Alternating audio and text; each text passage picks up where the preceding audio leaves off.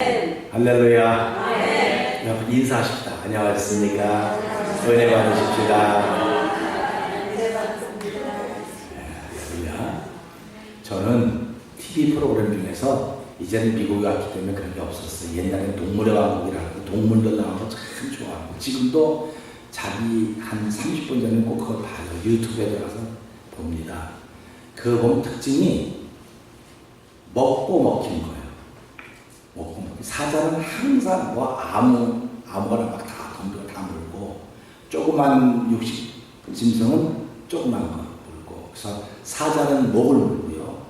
호랑이도 목을 물고 그런데 다른 짐승들은 목까지 못 덤비니까 이제 여러 마리가 단체로 덤벼가지고 뭐 뒷다리를 문다든지 물어갖고 넘어지면 잘 죽는 거예요.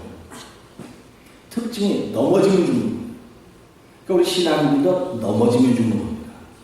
살아가면서 사단의 권세가 아무리 를 넘어뜨리려고 하더라도 넘어지면 죽는 거예요. 옆에 사람이 넘어지면 죽어요. 근데 우리가 이걸 보면 별로 실감을 못 느껴요. 지금도 아프리카는 어디에선가는 사자가 먹으라는 소를 지금 덤벼서 목을 물고 잡아 먹고 있을 것이에요. 어디선가는 약간 계속 일이 벌어질 것입니다.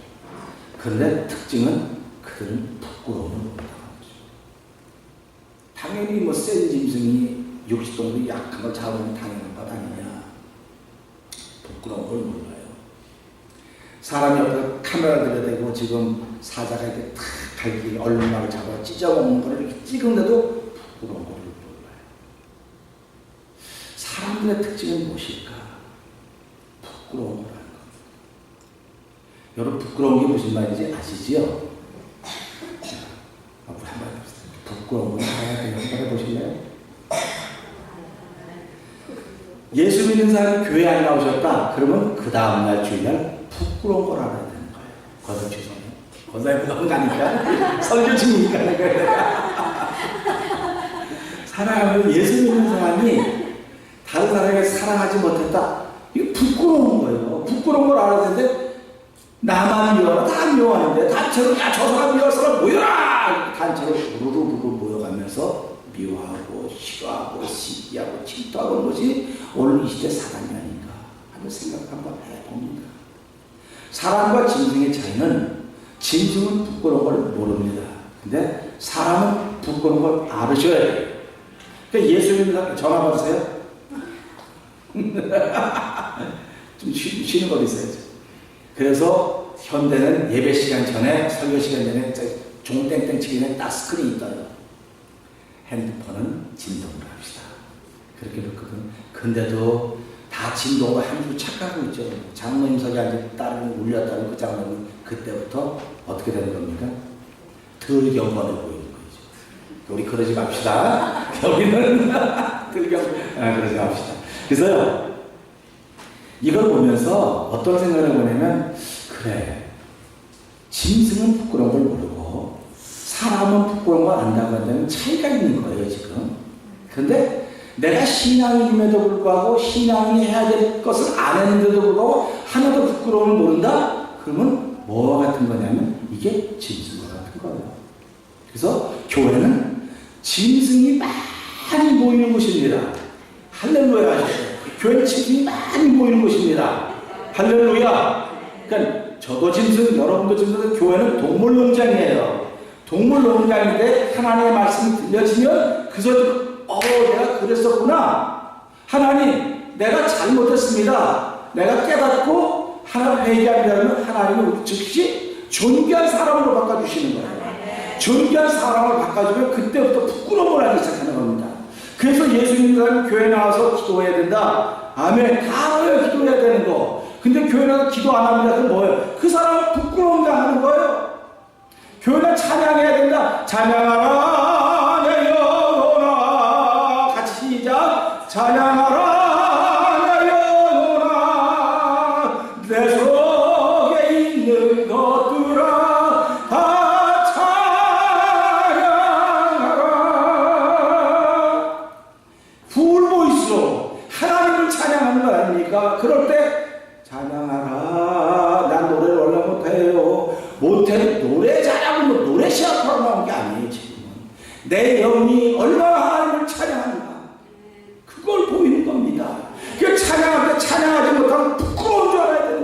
세상에 부끄러운 신앙인 거예요.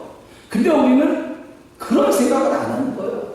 하나님께 예물 드릴 때도 감사, 심도 등 다 드리는데 그거 못 드리면 부끄러운 줄 알아야 되는 게 우리가 깨다. 예배 시간을 제대로 못하면 부끄러운 줄 알아야 되는 겁니다. 근데 우리는 그걸 부끄러운 줄 모르고 지나는 거예요, 다. 그러니까 세상은 점점 부끄러운 것을 모르는 신앙들이 많아지는 거예요, 자꾸.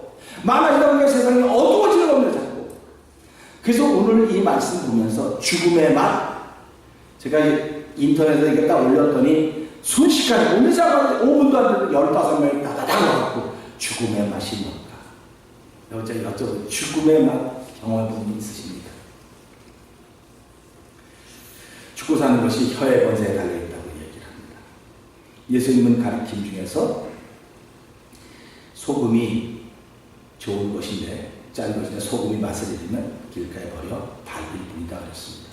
그러면 맛이라고 하는 게 있구나. 그러면 살아가면서 음식을 잡수실 때 맛을 한번 종류를 한번 저보다 많이 하니까 보려고 그래요. 여러 숫자가 좀 많을 것이 많이 하실 거예요. 자, 맛있는 시작.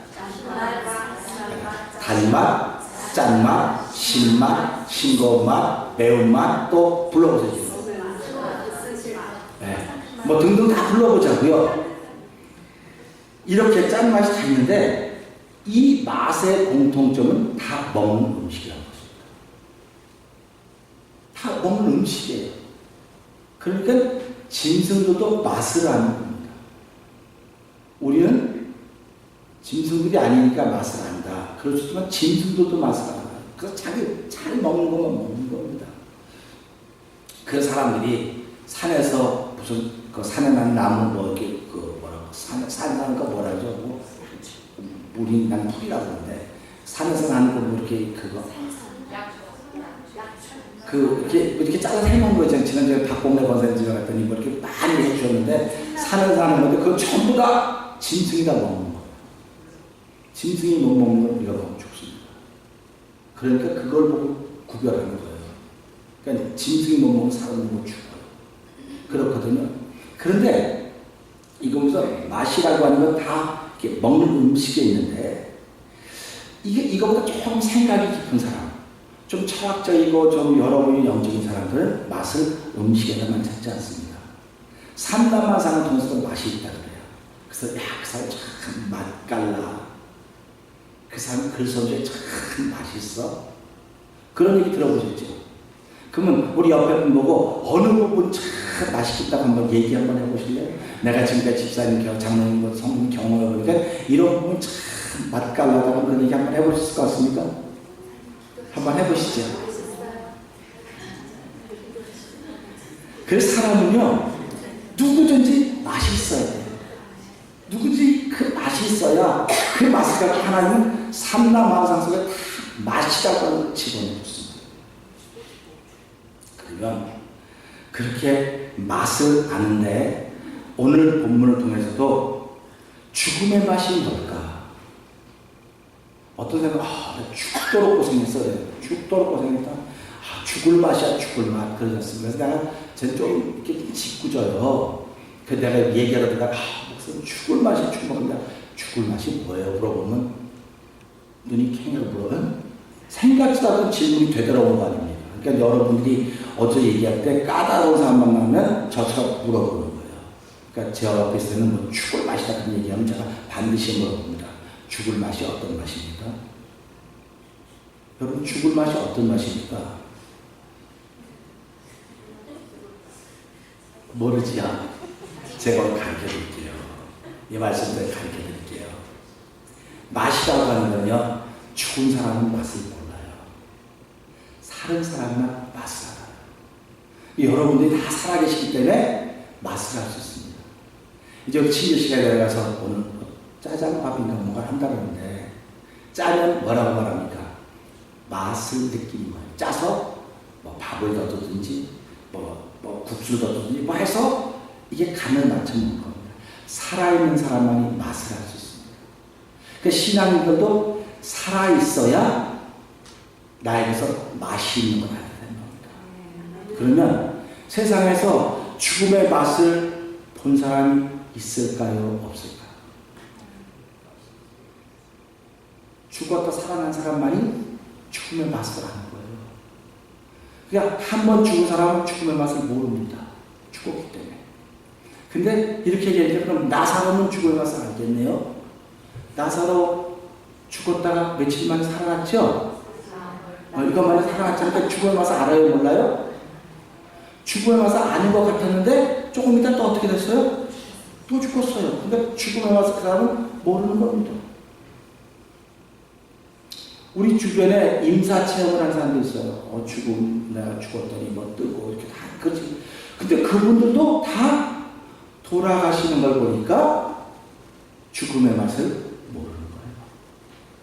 죽음의 맛을 아는 분은 세상에서 한 분밖에 없습니다. 누구겠습니까? 예수 그리스도. 죽음의 맛이 얼마나 표현할 수 없습니다.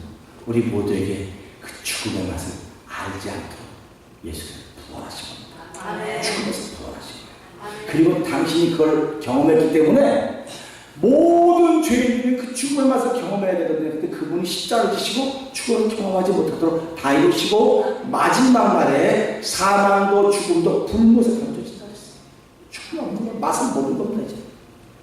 그러니까 우리가 이걸 보면서 야, 그리스도는 율법의 요구를 이루기 위해서 우리가 겪어야 될 죽음의 맛을 그분이 대신 겪으셨구나. 그리고 우리에게 죽음의 맛을 건너지 않도록 하셨다. 그래서 죽음이라고 하는 건 마지막이 아니라 과정이라고 하는 걸 알게 해주신 것입니다. 사랑하는 성도 여러분, 저와 여러분은 어느 날 다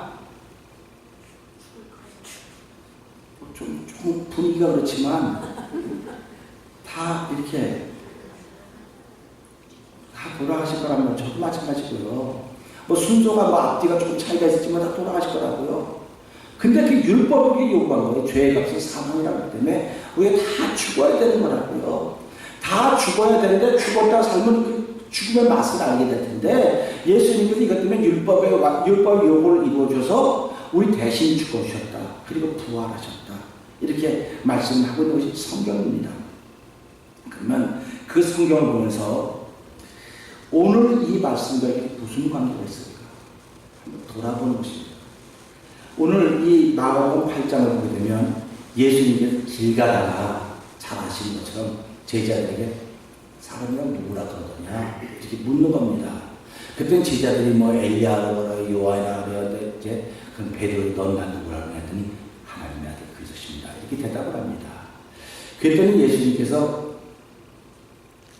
당신이 그리스도라고 하는 걸 처음으로 나타내기 시작합니다. 그러면서 뭐라고 말하냐면 내가 인자가 고난과 핍박을 받고 압박을 받고 석유와 지각을 발견해 내어줘서 죽었다가 3일 만에 살아나야 될 것이다. 이렇게 얘기합니다. 그렇게 얘기했는데 베드로가 예수님을 붙잡고 가나요 얘기합니다.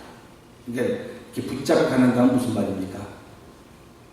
한번 생각을 해보세요. 여러분들이 모시고 있는 상사가 지금 예수님이 여기저기 하는 욕먹고 있는 사람 아닙니까? 쉽게 말하면. 기득권한테는 욕을 먹고 있는 사람이에요. 예수님은 지금. 기득권은 율법을 지켜야 되는데 예수님은 난 율법 완성이라고 하면서 그 당시와 반대되는 얘기를 하고 있단 말이에요. 그럼 예수님이 정신이 없어서 막말하고 있는 얘기입니다. 당신은 하나님의 법으로 산다고 하면서도 불구하고 하나님의 법으로 안 살아요. 그러니까 예수님이 이 땅에 오셔서 하나님의 법으로 살아야 사람들이 하나님의 법으로 안 살으니까 어두워진 세상입니다. 어두워졌기 때문에 예수님이 빛으로 오셨습니다. 그러나 우리 요한복음 3장 교독했듯이 어두운 빛을 좋아하지 않더라. 그러니까 제자들도 예수님이 욕먹는 걸 알아요. 욕먹는 걸 압니다. 그러면서도 불구하고 예수님을 따라다니면 무슨 한 자리 할 것 같아서 따라다니고 있는 거예요. 왜냐하면 말하는 게 다르거든요. 말하는 게 다르니까 욕을 먹으면서 따라다니는 거예요. 지금. 우리가 지금 예수 믿는데 욕 먹으면 여러분 예수 믿겠습니까? 안 믿겠습니까? 한번 옆에 보면 욕 먹으면서 예수 믿을 용기가 있으세요? 한번 해보세요. 욕 먹으면서도 예수 믿을 용기가 있어야 되는데 어두우면 어두울수록 욕 먹으면서 예수 안 믿겠다는 겁니다. 그런데 베드로가 예수님이 욕 먹어서 죽을 거라고 하면 이해가 되는 거예요. 이제. 그런데 내가 이 모습이 살아날 거다. 이건 이해가 안 되는 거예요. 그런데 예수님 붙잡고 예수님 절대로 그런 일이 있으면 안 됩니다. 그러니까 한마디로 말하면 예수의 말을 부끄러워하는 거예요. 내가 모시고 있는 주인이, 내가 모시고 있는 주님이 아니 죽는다니 말 됩니까? 말이 안 되는 거예요. 그러니까 그런 일이 있어서는 안 됩니다. 사실은 이 말을 듣고 예수님 우리가 믿습니다. 왜냐하면 이때는 제자들이 아마 성경을 몰랐던 것 같아요. 그러니까 이제 이런 얘기를 하겠죠. 그럼 예수님은 성경을 읽기 위해서 오셨다고 말씀하셨으니까 그렇게 얘기할 때 제자들이 부끄러워하는 거예요. 베드로가 부끄러워하는 겁니다. 선생님에게 이런 일이 있을 수 없습니다. 그 말을 부끄러워했더니 예수님이 뭐라고 하요? 사단아 내게로 물러가라. 예수님의 말을 부끄러워하면 순식간에 뒤로 물러가야 되는 사단이 되는 것입니다.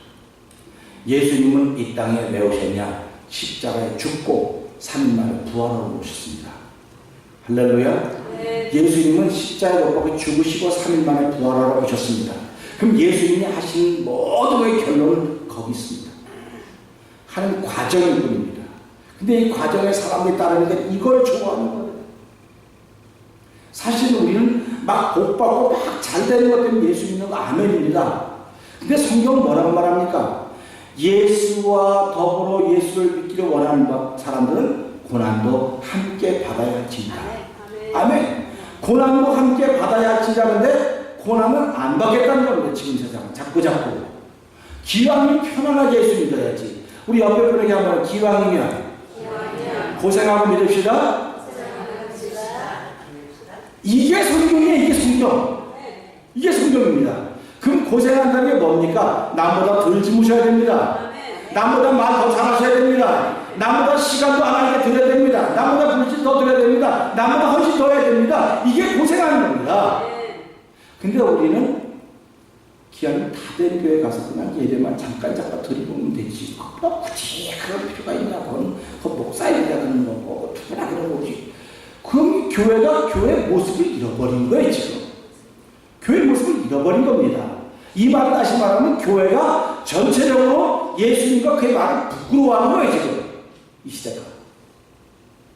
어떤 세상이 됐습니까? 지금 미국의 대통령 후보와 공화당과 민주당의 두 사람이 대통령 후보가 됐습니다.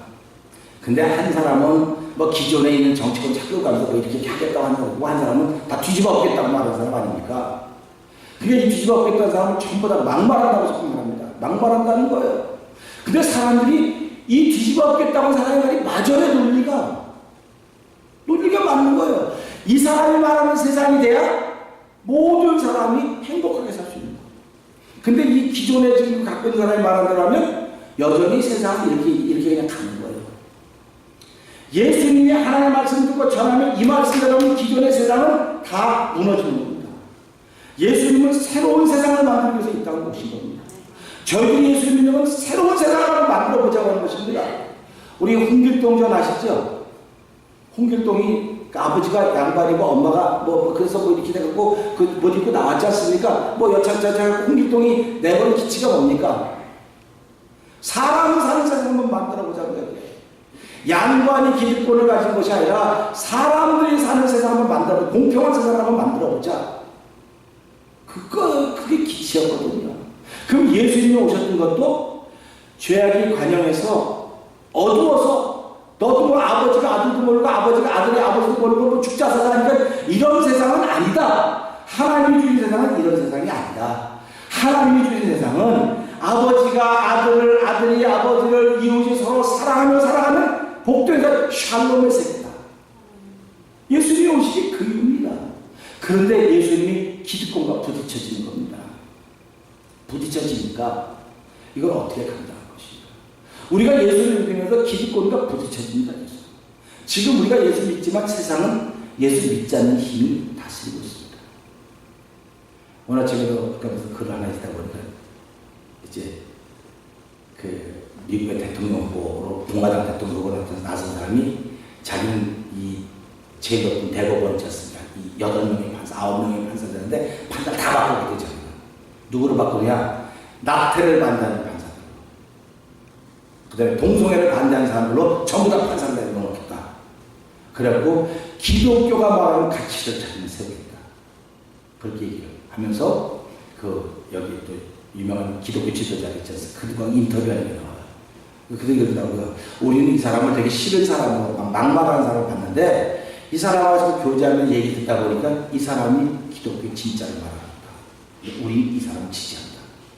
그러면서 자기네들이 개인이 돈을 내가지고 전 미주를 돌겠다는 겁니다. 기독교인들 다 이 사람을 투표하라고 말하겠다는 거예요. 그건 뭐 서로 생각이 다르니까 모르겠어요. 그러나 중요한 것은 우리가 지금 예수를 믿는 것은 이 세상을 하나님의 왕신 나라로 만들어보자. 그런 얘기입니다. 근데 지금 세상은 하나님의 왕이 아니고 물질이 왕입니다. 물질이 왕인 세상이에요.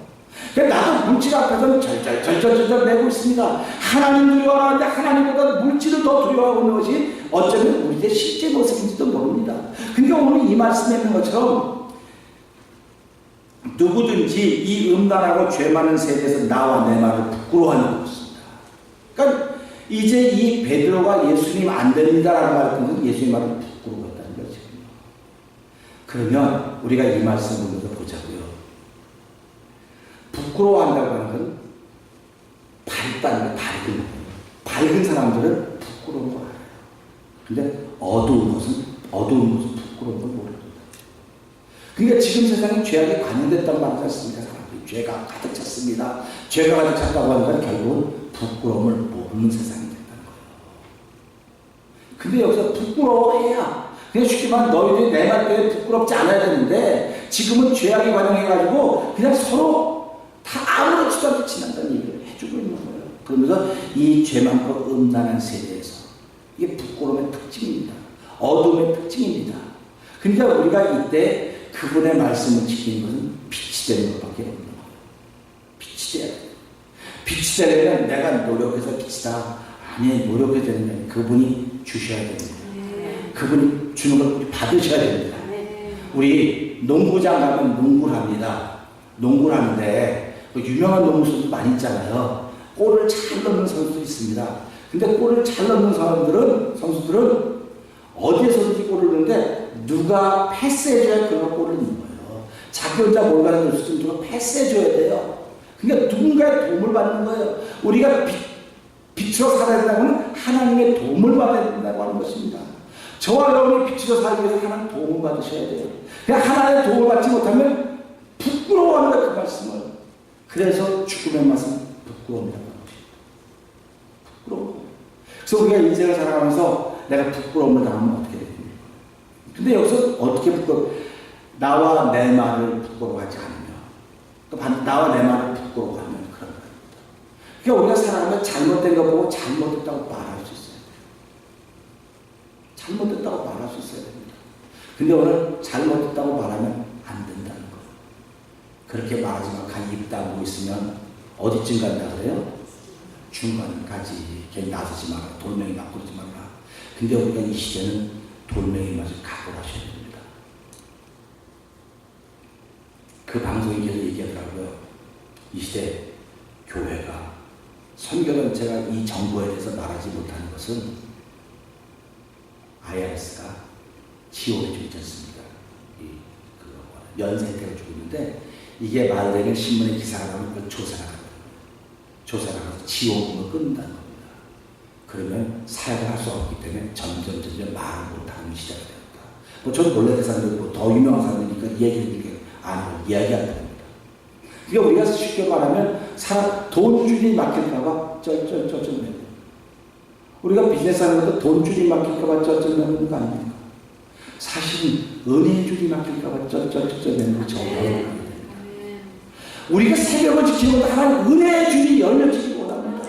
은혜의 나이 열려서 잘 흐르기를 원합니다. 사람은 몸이 아프다 병들었다 혈관이 막혀있기 때문에 병들어있는 거라고 혈관이 흘러가면 그 사람 건강한 거예요. 은혜의 줄이 건강하면 우리 건강한 겁니다. 그래서 새벽부터 하나님 내게 은혜의 줄이 열려지게 하여 주시옵소서. 말씀의 줄이 열려지게 하여 기도의 줄이 열려지게 하여 주시옵소서 하는 것이 건강한 신앙이고 우리가 그것을 부끄러워하지 않는 겁니다. 그런데 그건 알기는 잘 알지만 몸이 어떻고 입이 포도청이고 다 그래도 살아요. 이래도 한평생 저도 한평생입니다. 그렇다고 하면 하나님이 기뻐하는 한평생을 살아야 되지 않겠습니까? 사랑하는 성도 여러분, 저는 이름 비틀어서 말을 바로 하고 싶습니다. 제가 죄악이 많고 나쁜 놈이라 저도 말을 바로 하고 싶어요. 우리가 한평생 살아도 하나님을 기쁘시게 하고 사는 사람 되기를 주님을 축원합니다. 우리 옆에 분이 하나님을 기쁘시게 하며 살아봅시다. 한번 해보세요. 하나님을 기쁘시게 하며 살아가보자고요. 그럼 하나님을 기쁘시게 하려면 이런 세상에서 내가 예수님과 그 말을 부끄러워하면 안 되는 거예요. 그게 얼마나 믿음의 담력이 있어야 그런 말 하겠습니까? 그러니까 목숨을 걸어놔야만 이런 말 할 수 있는 거예요. 그래서 예수님이 누구든지 살기를 원하면 죽을 것이고 죽기를 원하면 살 것이다. 이건 역사적으로 파독사로 말하는 거예요. 어느 세상에서 죽기를 원하는 사람은 살고 살기를 죽는 것 아무도 없어. 오직 예수님만. 오직 저 여러분만 죽기를 원하면 살 것이고 여러분이 낮아지면 높아질 것이고 이게 시간입니다. 그게 죽음의 맛은 부끄러워요. 그러니까 내가 예수님의 부끄러운가 안 부끄러운가 돌아보자고요. 내가 말씀을 듣고 한 주간 동안 말씀을 지켜가면 난 부끄럽지 않아요. 그런데 그 말씀을 듣기는 들었습니다. 듣긴 들었는데 뭐 전후좌우 사정을 살펴보니까 이렇게 저 그래도 아니면 며칠 더 있다가 하지 뭐 며칠 더 있다가 하지. 그런 의식도 없이 살아가는 사람들이 신앙이 아닐까 그런 생각을 한번 해봐요. 전 목사이지만 이런 의식이 없을 때가 종종 있습니다. 그럴 때마다 깜짝 놀라요. 난 목사인데 목사임에도 불구하고 내가 이렇게 하면 성도들은 오죽하겠냐 그런 마음을 갖는 것입니다. 그래서 이 말씀 보면 그러지 않습니까? 누구든지 이쪽이죠. 보자고요. 누구든지 이 음란하고 죄 많은 세대에서 제가 영어 성경을 봤어요. 왜? 근데 그 제후에 보면 누구든지가 나오고 그 다음에는 또 누구든지 우세에 아무든지 나를 따라오고 나오고 그 다음에 누구든지거든요. 그래서 아무든지 anyone로 나와요. 그럼 누구든지 whoever. 근데 그 밑에 누구든지는 anyone입니다. 그러니까 누구든지입니다. 그래서 예수님이 말씀하실 때 무리와 제자들을 불렀어야 됩니다. 그러니까 예수님이 얼마나 중요했던 말인가 알 수 있는 것입니다.